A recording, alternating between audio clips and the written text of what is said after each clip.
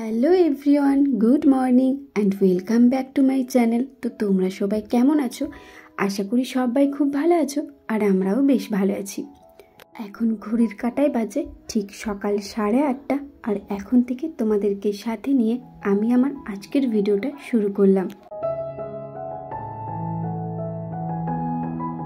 ঘুম থেকে উঠে সোজা চলে এসেছিলাম ছাদে, আর সোনামা কিন্তু ঘুম থেকে উঠে গেছে। সোনামাকে আমি আমার মায়ের কাছে রেখে এসেছি। মাকে বললাম তুমি তোমার নাতনিকে ধরো, আমি যাই ব্রাশ করে আসি। তো এখন ছাদের মধ্যেই পায়চারি করতে করতে আজকের ব্রাশ করাটা কমপ্লিট করে নেব। আর তারপরে সোজা চলে গিয়েছিলাম নিচে, আর নিচে গিয়ে কিন্তু আমি দুধ বিস্কিট খেয়ে নিয়েছি। তারপর আবার উপরে চলে এসেছিলাম। আমি আমার সোনামায়ের কাপড় চোপড়গুলো দুদিন পর পরে রোদে দিয়ে থাকি। এখন যেহেতু প্রত্যেক দিন রোদটা সেভাবে ওঠে না, তাই প্রত্যেক দিন দেওয়া হয় না। তবে রোদটা যদি ভালো ওঠে সেদিন কিন্তু কাপড় চোপড়গুলো রোদে দিয়ে দিই। যেহেতু শীতের স্যাঁতস্যাঁত করে, তো রোদের মধ্যে থাকলে কাপড় চোপড়গুলো একটু গরম থাকে আর গন্ধভাস থাকে না। আজকের রোদটা মোটামুটি উঠেছে, তাই ভাবলাম কাঁথাগুলো সব রোদে দিয়ে দিই। আমার ভিডিওতে দুজন বোনু কমেন্ট করেছে, দিদি ভাই আমার নামটা নিলে না, আমার নাম নিশাদ আর আমার ছেলে নাম আয়াস, প্লিজ নামটা নিও। তো নিশাদ বুনু, তোমাকে অসংখ্য ধন্যবাদ এত সুন্দর একটা মিষ্টি কমেন্ট করার জন্য। আর তোমার ছেলে আয়াসকে আমার অনেক অনেক ভালোবাসা। তোমরা খুব ভালো থেকো, সুস্থ থেকো। আরেকজন বোনু কমেন্ট করেছে, হাই দিদি, কেমন আছো? তোমার মেয়ের থেকে আমার মেয়ে 15 দিনের ছোট। তোমার সব ভিডিও দেখি, খুব ভালো লাগে। আমার নাম আনিশা। তো আনিশা, আমি ভালো আছি, আর আমার সোনামাও খুব ভালো আছে। আর খুব ভালো লাগলো তুমি এত সুন্দর একটা মিষ্টি কমেন্ট করার জন্য। আনিশা বুনুকে আমার তরফ থেকে অনেক অনেক অনেক ভালোবাসা।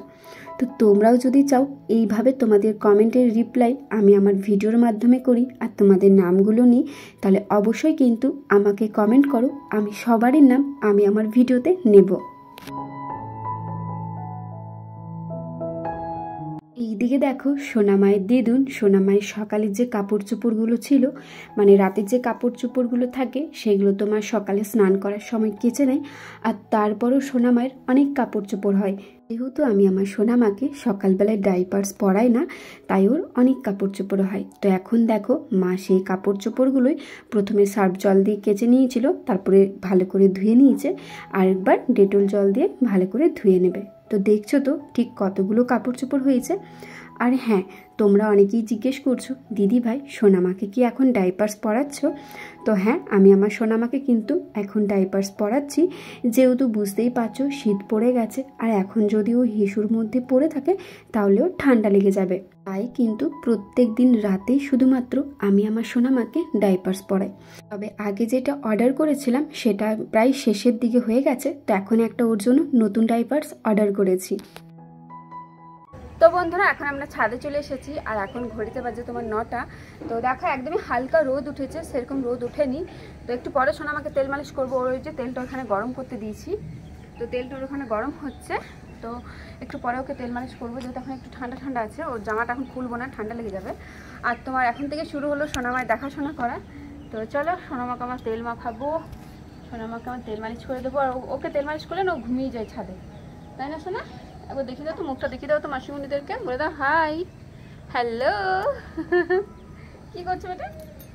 হ্যাঁ, সোনামাকে তেল মাখানোর জন্য ছাদে গিয়েছিলাম। তো এখন সোনামাকে আমি তেল মাখিয়ে দিয়েছি, আর আমার মা দেখো ছাদের মধ্যেই আমাকে মুড়ি, চানাচুর আর টমেটো দিয়ে গেছে।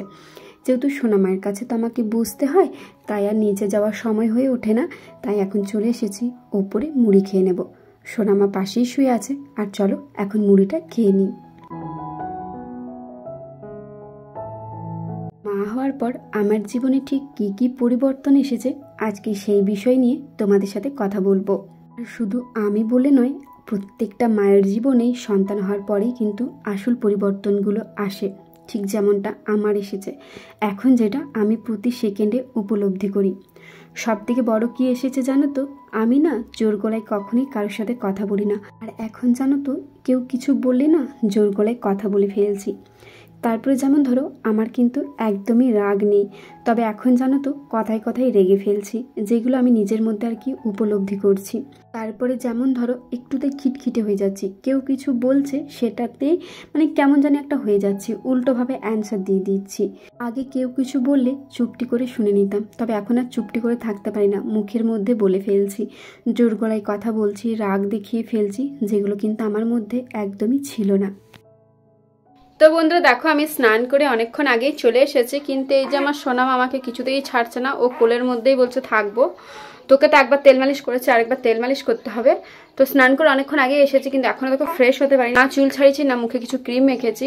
আর এই শীতে না মুখটা খুব চরচর করছে, তো মনে হচ্ছে কখন ক্রিম মাখি, কিন্তু এই যে আমার সোনামাটা আমাকে কিছুতেই ক্রিম মাখতে দিচ্ছে না। দেখছো খেলার মানে কোলের মধ্যে দেখছো কেমন লাফাচ্ছে, দেখো দেখো দেখো দেখো দেখো দেখো দেখো দেখো ওর খেলটা দেখো, ওরে বাবালি ওলে বাবালি কত খেলা খেলা করে।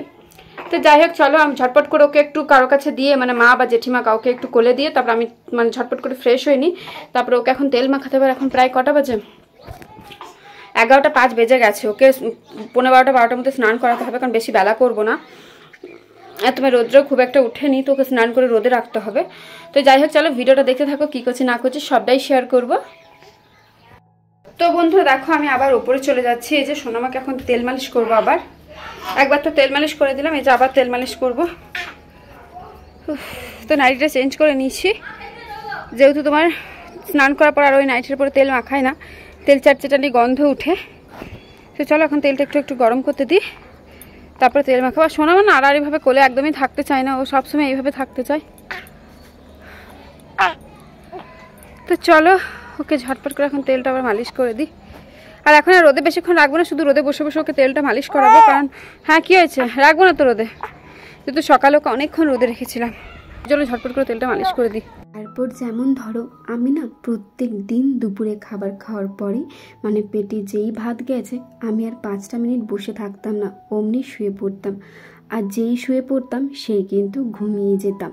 কবে যে আমি লাস্ট দুপুরে ঘুমিয়েছি আমার সেটাই মনে নেই। আর মা হওয়ার পর সবথেকে বড় কি মিস করি জানো তো, আমার ঘুমটাকে। আমি কিন্তু ঘুমোতে খুবই ভালোবাসি, যখনই সময় পেতাম তখনই চুপটি করে ঘুমিয়ে পড়তাম।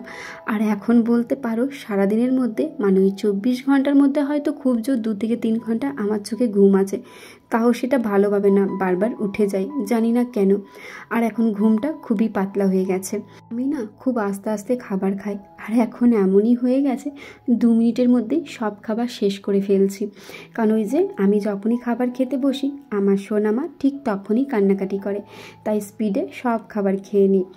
আরেকটা যে জিনিসটা মানে নিজের মধ্যে লক্ষ্য করেছি সেটা হচ্ছে, আগে কিন্তু আমি কোনো খাবারই সেভাবে খেতাম না, মানে আর কি পছন্দ করতাম না। এই যেমন ধরো শাক সবজি আমার খুব একটা ভালো লাগে না, তবে এখন কিন্তু সমস্ত রকমের শাক সবজি সবটাই খাই। তারও একটা কারণ আছে, সেটা হচ্ছে যেহেতু সোনামা আমার ব্রেস্ট ফিডিং করে, আমার তো খুবই খিদে পায়। আর তাছাড়া ব্রেস্ট ফিডিং করলে তো নিজেকেও ঠিকঠাক রাখতে হবে, তাই কিন্তু সব খাবারই এখন মোটামুটি খেয়ে নিই। তো বন্ধুরা দেখো এখন আমি ছাদে চলে এসেছি, আর সোনামায়ের গদিটা আর কি মানে বিছানাটা রোদে দিতে ভুলে গেছিলাম। সকালে এসে তোর কাঁথাগুলো রোদে দিয়ে গিয়েছি, তো এখন এই যে ওর বিছানাটা রোদে দিয়ে দেবো, কারণ বিছানাটা একটু স্যাঁতস্যাঁত করছে, আর এটা 2-3 দিন হয়ে গেলে রোদে দেওয়া হয়নি। তো চলো এখন বিছানাটা রোদে দেবো, আর ওর যে কাপড় চোপড় আছে কাঁথা যেগুলো রোদে দিয়ে গিয়েছিলাম সেগুলো সমস্ত তুলে নিয়ে যাবো। তো চলো দেখতে থাকো ভিডিওটা। দুপুরে খাওয়া দাওয়া করে নিয়েছি, তো দুপুরে খাওয়া দাওয়া করে এখন প্রায় ওই 1:30টার মতো বাজবে হয়তো। তো খাওয়া দাওয়া করে একেবারে ওপরে চলে এলাম, যতক্ষণ রোদ আছে ততক্ষণ ওর গদিটা রোদে দিয়ে দেবো, আর বাকিগুলো সব শুকিয়ে গেছে, রোদ পেয়ে গেছে, তো ওগুলো নিচে নিয়ে চলে যাবো। তো চলো দেখতে থাকো।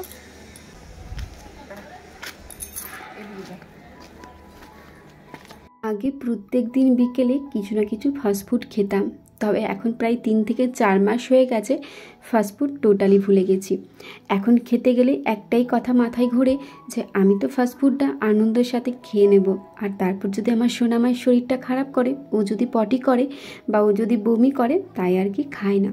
একজন মাই কিন্তু পারে সব কিছু স্যাক্রিফাইস করতে তার সন্তানের জন্য, সেটা আমি সব থেকে বড় নিজেকে দেখে বুঝেছি। যে মেয়েটা ফাস্টফুড খাবার ছাড়া থাকতো না, আজকে সে মেয়েটাকে কেউ যদি অফারও দেয় তাও সেই অফারটা গ্রহণ করে না। তারপরে এই যে ঘুমোতে খুবই ভালোবাসতাম, এখন ঘুমটাকেও স্যাক্রিফাইস করে দিয়েছি, সব কিছু। তার একটাই কারণ আমার সোনামা। আগে মায়ের মুখে শুনেছিলাম যে মারা তার সন্তানের জন্য সব কিছু ছেড়ে দিতে পারে, যেটা এখন সত্যি বলতে নিজেকে দেখে বুঝেছি সত্যি কথাটা, যে মারা চাইলে সব কিছু করতে পারে, সব কিছু। যাই হোক, অনেকটাই বকবক করে ফেললাম। তো এইদিকে দেখো সোনামাকে বুকে নিয়ে শুয়েছিলাম। ওর তো দুপুরে চোখে একদমই ঘুম নেই, আর এখন প্রায় 2-2:30টার মতো বেজে গেছে।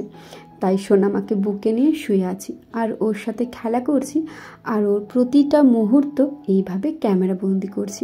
আর আমার সোনামাকে দেখছো তো, ফোনটা ওর থেকে একটু দূরে চলে গেছে, তবে দূরে গেলেও কিন্তু ও ফোনের দিকে এক দৃষ্টিতেই চেয়ে আছে। আর আজকে কিন্তু আমি আমার সোনামায় জিভটা পরিষ্কার করেছি, যেটা তোমরা একটু আগেই ভিডিওতে দেখেছো। আমি তো বলেইছি সোনামায়ের 1 দিন কি 2 দিন পর পরই কিন্তু ওর জিভটা আমি পরিষ্কার করি। আর কেমন করে পরিষ্কার করি সেটা তো আগের ভিডিওতে বলেইছি, আর তা সত্ত্বেও বলে দিচ্ছি। একদমই হালকা উষ্ণ গরম জল করি, আর তার মধ্যে একটা সাদা কাপড় নিই। সাদা কাপড়টা দিয়ে জলটাতে ভালো করে ভেজাই, তারপরে জিভের মধ্যে ভালো করে দিয়ে পরিষ্কার করে নিই। তোমরাও চাইলে তোমাদের সোনামা বা সোনা বাবার জন্য এইভাবে করতে পারো। তো বন্ধুরা, তোমরা যারা নতুন মা হয়েছো, তো তোমাদের জীবনে ঠিক কি কি পরিবর্তন হয়েছে, যেগুলো তোমরা আর কি প্রতিটা সেকেন্ডে সেকেন্ডে বুঝতে পারছো, সেটা কিন্তু অবশ্যই আমার কমেন্ট বক্সে একটা ছোট্ট কমেন্ট করে দিও। এখন সারা দুপুরবেলাটা বলতে পারো আমার সোনামাকে নিয়ে সময়টা পেরিয়ে যায়। ওর যেহেতু ঘুম হয় না, আর ওর ঘুম হয় না বলে আমার আর আমার মায়ের কারোরই ঘুম হয় না। তো এখন প্রায় 4-4:30 বেজে গেছে। আমি আমার সোনামাকে কিন্তু সোয়েটার পরিয়ে দিয়েছি, আর আমার সোনামাকে কেমন লাগছে অবশ্যই কিন্তু জানাবে। তো বন্ধুরা, আজকের ভিডিওটা এত দূরেই রাখলাম। যদি কিছু ভালো লেগে থাকে like, comment, share and subscribe করে আমার পাশে থেকো। দেখা হচ্ছে খুব তাড়াতাড়ি অন্য কোনো নতুন ব্লগ। ততক্ষণের জন্য সবাই খুব ভালো থেকো, সুস্থ থেকো, সাবধানে থেকো।